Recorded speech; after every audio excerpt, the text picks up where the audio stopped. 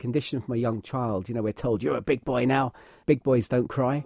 So we're told it's weak to cry. That you were being silly by saying something attached to like a mental health. You don't really feel like confident in it. I was very aware of mum's not quite right. Well, I don't know what right is because, you know, the bottom line was that was how it was talked about. The population is open to the mental health service. So currently we've got over 4,200 people on our caseload. And it's helped me to deal with what happened 30 years ago.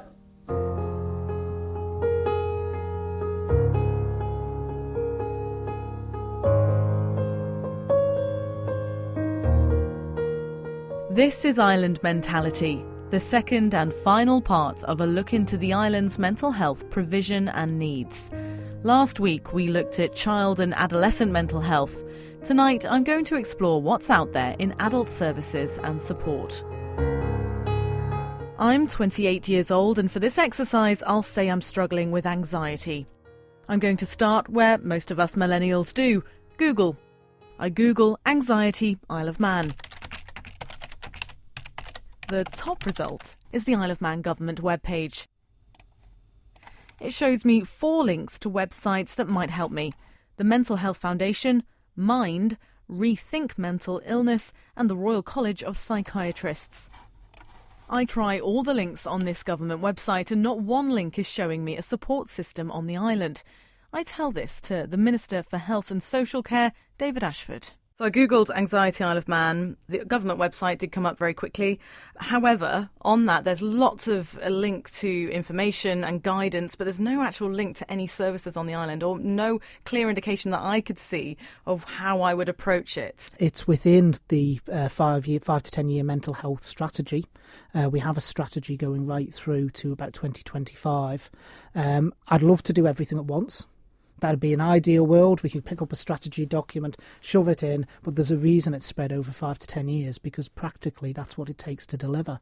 But our new step approach... It doesn't take 10 years to put a link on a website, though. No, we're not talking about a link on a website. To be honest, a lot of those who end up in crisis or with anxiety, what they want to do is actually contact someone, not just a link on a website to any advice or anything else. They need to refer themselves in.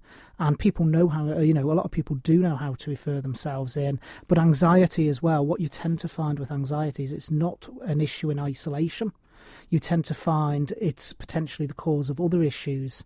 And again, one of the things we've got to get over with mental health is putting people in boxes saying, well, that person's suffering from anxiety. They might be, I'm treating them for the anxiety. They may well be suffering from depression. But we also need to address the causes of that anxiety. And again, this comes back to the wellbeing strategy as well, about early interventions and public health, and actually teaching people how to manage their own wellbeing.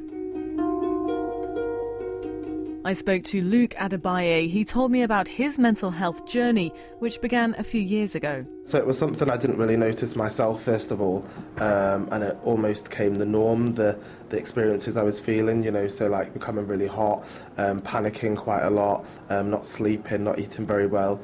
And it almost became normal for me. And it wasn't until I went quite bad within the office, my actual manager noticed the symptoms and thought it was time for me to go to a doctor and check what was going on, because she noticed it in me. When she noticed, was that a wake-up call to yourself as well then? So, and when I put 2 and 2 together, you then start to think, oh, this has been happening for quite some time. But because it was such a normal thing that would happen on a daily basis, I would just think it's just fine. And it was almost the stigma that you thought that you were being silly by saying something attached to like a mental health. You don't really feel that confident in it. Well, I didn't feel like that until my manager talked to me about it. And what was your reaction then when you had that conversation? To be honest, initially it was a bit scary, because it was like someone else had noticed, so I kind of thought, what's everyone else thinking? But once I actually started to speak about it, the weight off my shoulders was amazing, and I didn't even have to go on any form of medication with the doctor. I did it all quite naturally, because speaking about it made me feel comfortable in the position that I was in, and that's how I've got to where I am today. There's a phrase that we all know, but we just don't associate with mental health, and it's a problem shared is a problem halved. David Beeney is from Breaking the Silence, a company he set up after battling with mental health problems for more than 30 years. As a mental health counsellor, all of my clients are in therapy because of something they've held on to for years, and sometimes for good reason. We call it talking therapy because the moment people start to talk, they generally start to feel better. When you hold on to something, it gets heavier and heavier and heavier. The better we get at talking about things, the healthier we become. As we know, with men in particular, there's two horrible statistics. Nearly 8 out of 10 suicides are male, and the biggest killer of men under 50, for men who die under 50, is suicide. More than road traffic accidents and more than cancer. And it's because men are rubbish at talking about things. We're conditioned from a young child. We're told, you're a big boy now. Big boys don't cry. So we're told it's weak to cry. But we've got to get better at displaying our emotions. That's why so many men end up taking their own lives, so sadly. Phrases like, be a man, man up. I've talked about to other people about how harmful they can be. And interestingly enough, a lot of people I've spoken to in making this programme have been men opening up about their mental health. Are you seeing a change there? There's without doubt, there is some momentum. We've got a long, long way to go in terms of the stigma of mental health. Everybody these days is so familiar with Google Images. And if you put into Google Images physical health, what comes up is amazing bodies, really athletic bodies. You haven't put in great physical health, you've just put in physical health.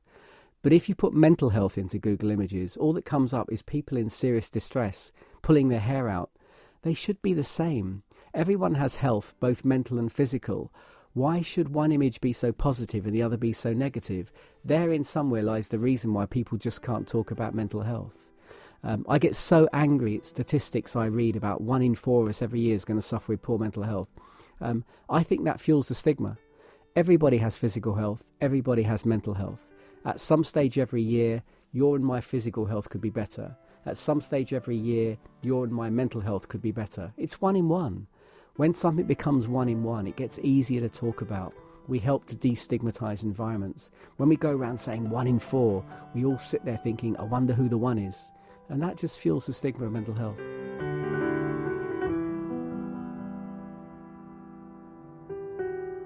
I don't think people should underestimate the impact of how they may be feeling emotionally. Claire Porter is head of HR business within the Isle of Man government. We've been doing an awareness course for managers, so first line managers, to get a feel whether it's something that managers will find useful. Because what we've identified is people don't want to speak up if they aren't feeling okay. So by giving the managers the tools to be able to ask those questions of colleagues and staff and whoever manages them as well, in terms of what does it look like if somebody's got an issue, and getting them to actually speak up.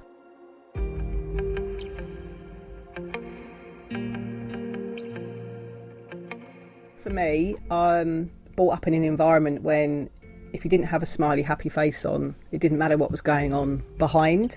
So it's really, and from family members who had issues and kept quiet, and they became serious mental health issues that led them to be in hospital or with medication to help to get some support. That I think that's I guess for me personally, why to speak up as soon as possible is best. I mean, I can tell that it's obviously something really close to your heart. Yeah, absolutely. And as I say, it affected my life from probably the age, how old was I? I was 11 when my mum first went into hospital because she had a nervous breakdown. And in them days, they gave you electric shock treatment and a variety of different tablets and stuff like that. And I think from that age onwards, I was very aware of mum's not quite right. Well, I don't know what right is because, the bottom line was that was how it was talked about in them days. Or leave mum, she's crying in the corner. Oh, dad, mum's crying again. Oh, she'll be fine in a minute, And absolutely now I look back on that and think, knowing what I now know in terms of how you can support somebody, that's why I think it's so important now. And especially around children. To understand that it's okay to speak up. Whereas in my mind, I felt that was really bad. So I would be completely the opposite because I didn't want to be like mum. So for me, I think that had quite an important impact. Have you wondered for a while? I have Hello, my name's Julie Benyon and I'm Health Improvement for the Mental Health Service. From September, when we've looked at our data, 3.5% of the population is open to the mental health service. So currently we've got over 4,200 people on our caseload. In September, we had 4,233 appointments across all of the mental health services. And just to give some idea about where the main focus of our work is and the step model we work to, at the higher steps, which is step 5, is where people have severe mental illness that warrants an off-island placement. We've got about 16, 17 people. Inpatient facilities, we've got 26 beds, so we can only have 26 people actually in the inpatient area. The rest of that 4,200 people are in the community.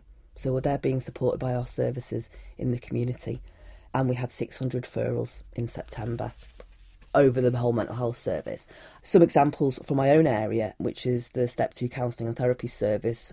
We've currently got 141 people on our waiting list and we're currently seeing 120. As an island, we spend roughly around about 9.9% of the health budget on mental health. The Health Minister, David Ashford. That compares with 9.5% in the UK. And the global average for governments is just over 2%.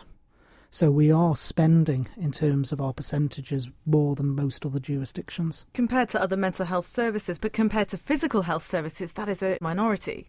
But that's also the other point, because what we need to get to is we need to get to a step change where mental health is as important as physical health and combining the two up. The department's already taken steps in that regard by creating the new division this year as well. So we have now a joined up community division. So mental health isn't just a separate entity within the department. It now forms part of a wider division which allows more joined up working. The police, they've now have 2 mental health dedicated nurses at the HQ in Douglas. That began as a pilot scheme. It's now permanent in Douglas. Is that it? Are we going to see it rolled out across the island? In terms of that, I mean, obviously the crucial thing is for the police to have that support. One of the things I said when I first came in as minister, and also I said when I was a backbencher, was I was concerned that the police didn't have appropriate support in place. Our mental health team has been working very hard with the Chief Constable to ensure that support can be there. And I think it's a huge step forward that the police can feel confident now that we are there to support them and also give them advice on how to deal with mental health conditions and patients. There has to be a redefinition of policing. Crime used to account for more than 2/3 of what the police dealt with. It now accounts for about a quarter, between 20% and 25% of what we do. Chief Constable Gary Roberts.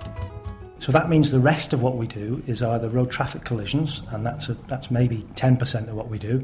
The rest is social stuff around dealing with people who are in crisis, and that's people who've got a drink problem or a drugs problem or who've got poor mental health or who suffer from all three or who are victims in their own home of domestic abuse. Those are the sorts of things that we deal with now, and our approach hitherto has been around how we deal with crime, but the 3/4 of the rest of the things we do are more important in many ways, and getting into that, if we get it right, will further reduce crime. So our colleagues in mental health have given us 2 workers. They work with us. They provide absolutely first-rate support to police officers, but importantly, they're doing things in the community that in the past police officers would have done. So where somebody's in crisis, the police often go, and often that's the right thing to do. But the mental health workers advise the police, but also are there for the people who find themselves in crisis. And the success of it, for me, is manifest, and it's something that I want to build on, and really I see it as a template for future cooperation. You are always going to end up with cases that are going to escalate. As much early intervention as you put in, it's not the magic pill. It's not going to cure everything. There is always going to be those cases that escalate, but that is precisely why we employ professionals in this field. The psychiatric support has expanded as well. We've got more mental health nurses coming through and being trained now. There's 6 that are due to graduate into the system in September. Have graduated, into the system in September. And basically, that's the important thing. It's about professional assessments. Will those professional assessments always be right? No. It's never going to be 100%, but we've got to focus on those that are potentially suicidal, self-harming, and sometimes, frustratingly, that does mean a longer waiting time for those that are classed at more low level, where there's behavioural issues. But we do have to focus our resources on those that we feel are the more instantaneous cases. Some days things just take way too much of my energy. I look up and the whole room's spinning. 2 weeks before my breakdown, unknowingly, I was tearing up most mornings on my way to work, and we've now found out that this was the beginnings of an anxiety attack. This is Lisa, not her real name. She's 28 and her words have been voiced by someone else. Then one morning, I couldn't calm myself down. I was hyperventilating, crying, shaking. I had to pull over several times to try and calm down.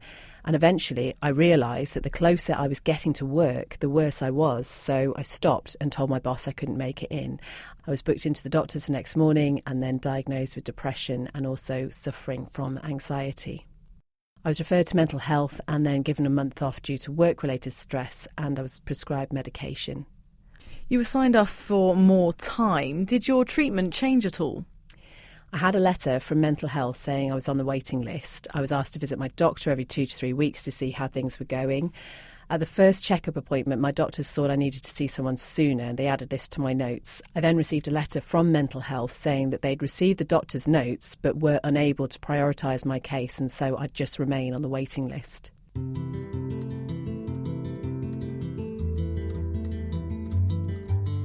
How did your GP help personally as opposed to what he was professionally obliged to do?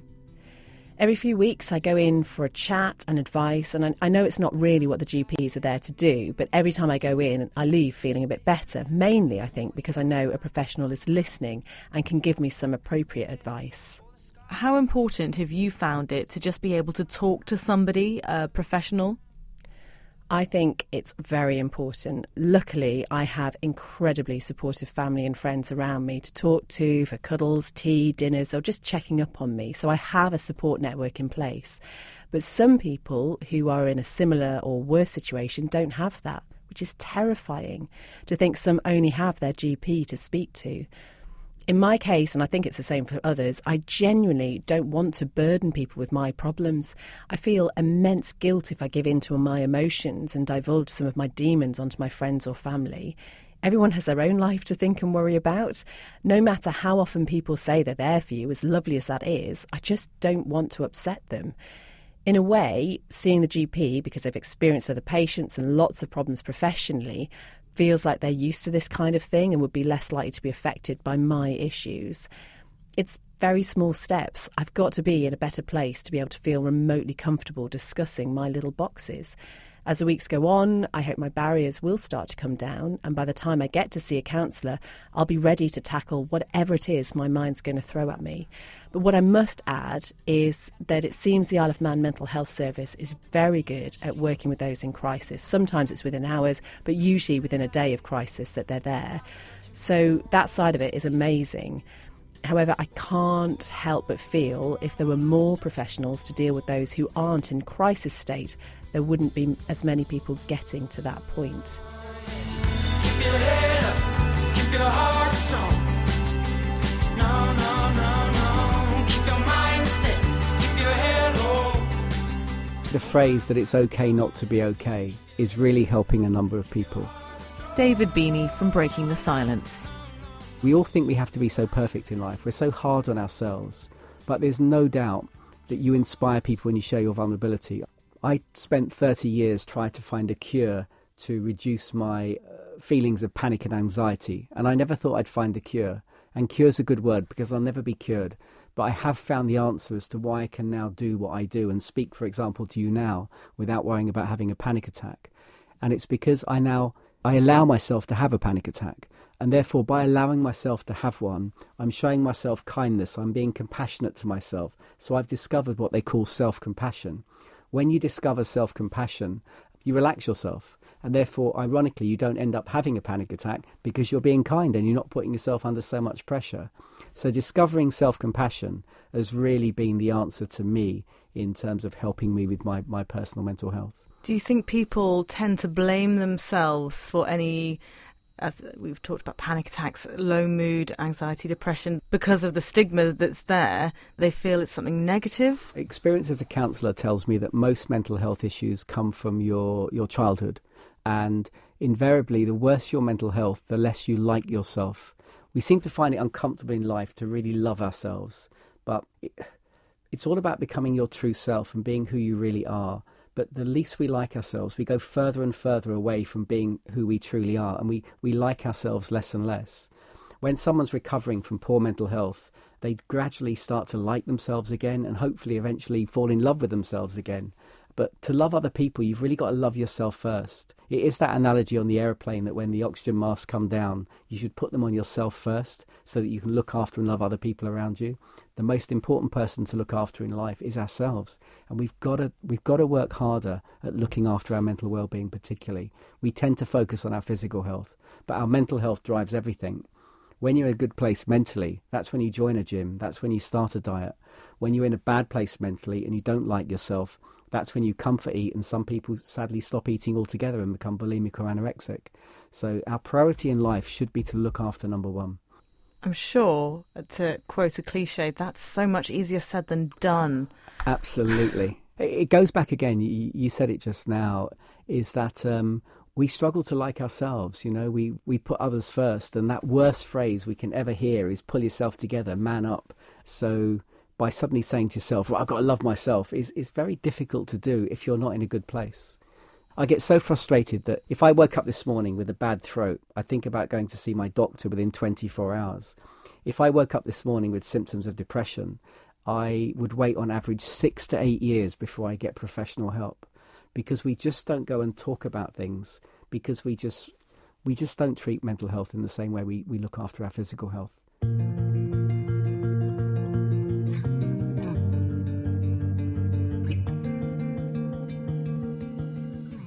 I'm Manx born and bred. I had a messy adolescence, got into drinking drugs, ended up in the old Ballamona, ended up in prison, and then when I was 33 I decided to turn my life around. Graham Clucas set up the trauma recovery group Quing, focusing on rehabilitation, reintegration and recovery. Sort of realised there was this hole in provision, that nobody was doing something which was just normal in the UK.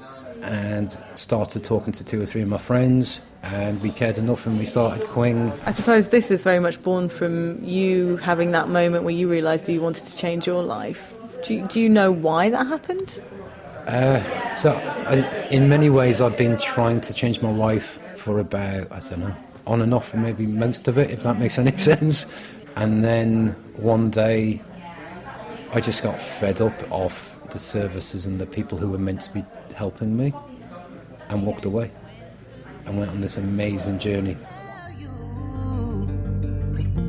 Time has come too close to show. I suffered from child abuse when I was in the UK, and it only came to light last year because I'd buried it.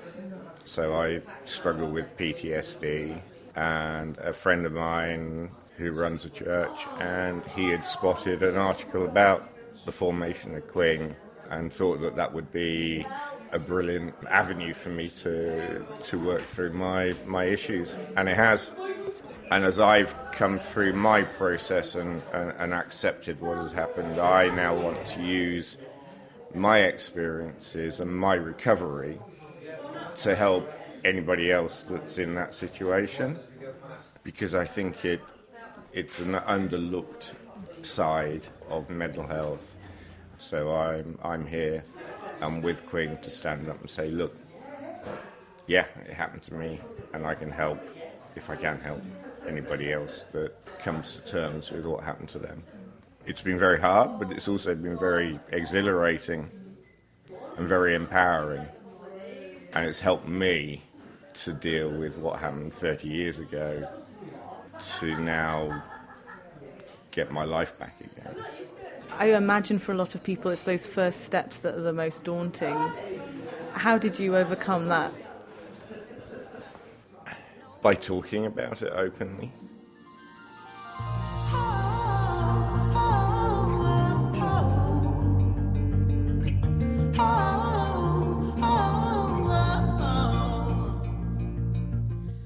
People think that you've only got poor mental health when you're diagnosed with schizophrenia or bipolar or anxiety or depression.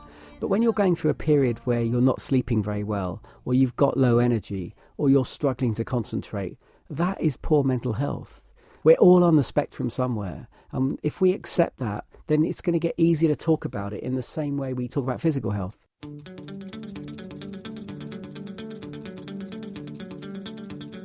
In making these programmes, I've been honestly overwhelmed with how people have truly opened up to me and shared their very personal experiences.